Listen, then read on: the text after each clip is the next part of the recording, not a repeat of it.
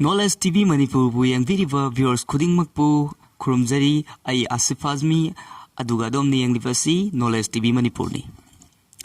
Haujik adom Knowledge TV Manipur gi video singbu yenglaga lemna Paytm gi paisa phangbagi khudongchaba du phangbiho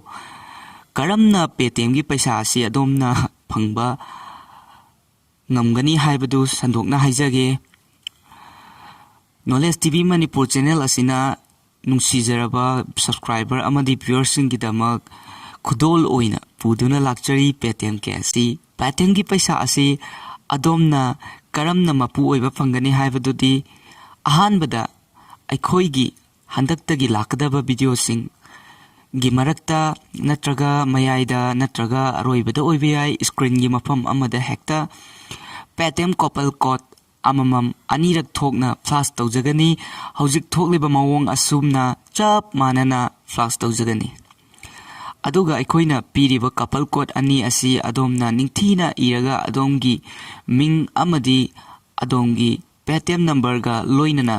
aikoigi WhatsApp number ama pijagani hairiba WhatsApp number asida WhatsApp message tawbirakadabani aduga aikoina winner adu khalaba matungda Paytm gi paisa adu winner adugi Paytm account da thajarakadabani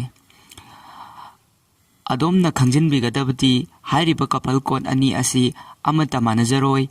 amana lupa yankai gi oigani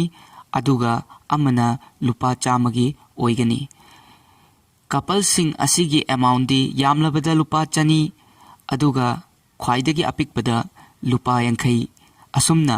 chani dagi yankai fawbagi manungda couple ani asi flash tawjagani aduga couple ani asigi winner mi amamam hai oigani haibadi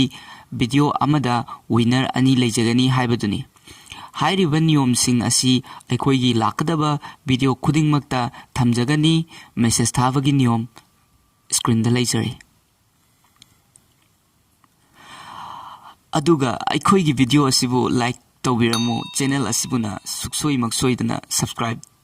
tawbiyo aduga nakalda leiriba bell icon asibusu nambiramu maramdi aikoigi matungda lakadaba video singbu adomna yengba fangnaba aduga adomna message tharakadaba WhatsApp number di 9862901669 amukaso hanna haijage 9862901669 ngasigidi matang asida Asif Azmina kainanaba yathang nijari